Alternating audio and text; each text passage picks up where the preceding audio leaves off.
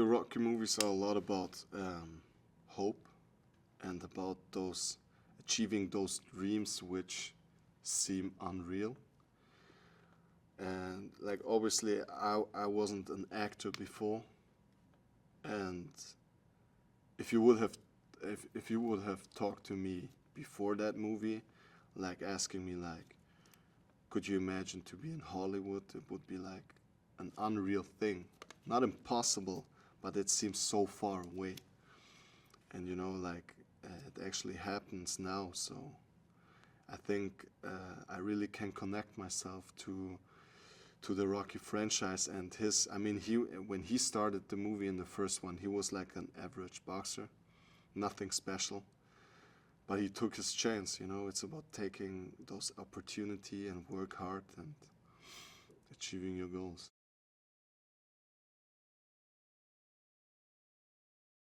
Creed 2 has obviously a connection to Rocky 4 because Drago's coming back. But it's a whole different vibe. Like, I don't really see another connection to those movies except that Drago's coming back and Rocky's still there. But the vibe is something different. Creed was also different than the Rocky movies. So I think they're following this way to make Creed one of their own.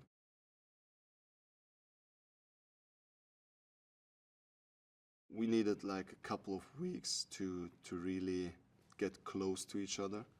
But once, you know, we built up that trust, it was just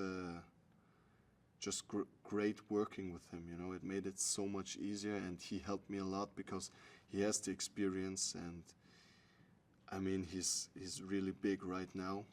A big hype around his person, which is well deserved, and he prepared me a lot for what is coming, and he helped me a lot with his experience, so I really appreciate to work with him.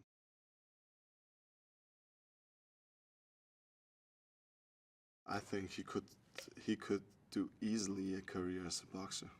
Absolutely. Absolutely. Maybe not in the heavyweight division, but definitely as a light heavyweight, because he's a natural athlete. Like, he has natural abilities, like very slick, elusive, and fast hands, good footwork. So even though he's not a real boxer, he kind of is, because he's just good in boxing. So it made it a lot easier for me than working with someone together that actually has no abilities in boxing.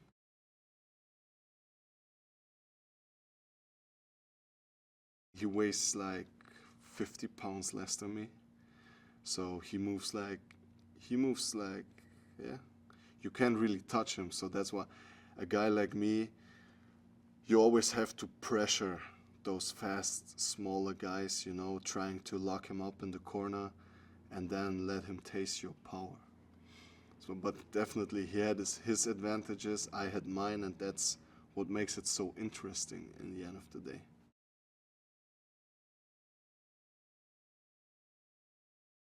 He has to work in 2 different jobs and still has to train all the time. The conditions he's living in with his father are not the best ones. And the thing, I mean, he's fighting for a better life, obviously, but the things that he really wants is like our values, like family, love, loyalty, which he never got. Like, his mother is not there anymore. His father, he has his own problems, you know, from the past. And he's a tough guy, so he's not really showing him the love that he needs to get or to have. And he's not really, he doesn't feel that he's really appreciated as a son. And that's the biggest struggle inside of him.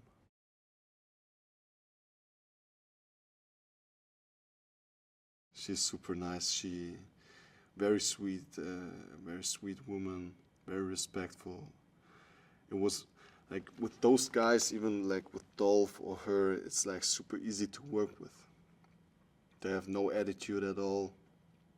Very humbled and down-to-earth persons, so it was fun, simply fun to work with them.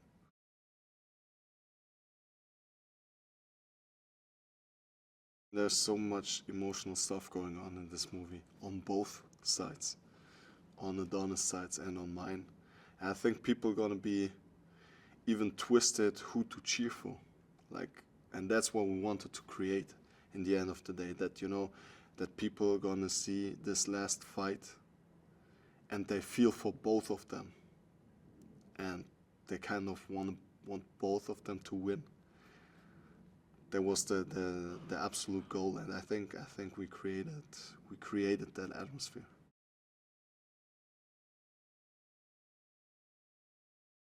Sly is like kind of a mentor. Same for Dolph. So I always, first of all, I like to listen to them because I try to absorb their experience, and I always like to have different point of views, different angles to see it the other way around. I think that's the way you grow. So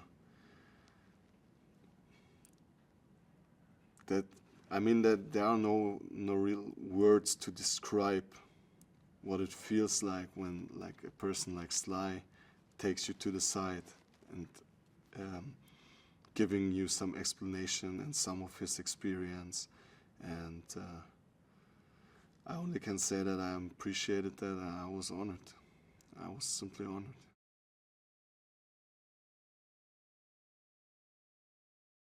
Steven is the guy who I would say deserves the most credits on my performance here. Because in the end of the day, Sly found me and kind of presented me to Steven, but it was his final call because he's the director. In the end of the day, he's the boss. And it's also a big deal for him because it's his big first movie, right? So he gave me the chance, and I felt kind of a pressure that under no circumstances I can't let him down, because he gave me the credits, and he gave me the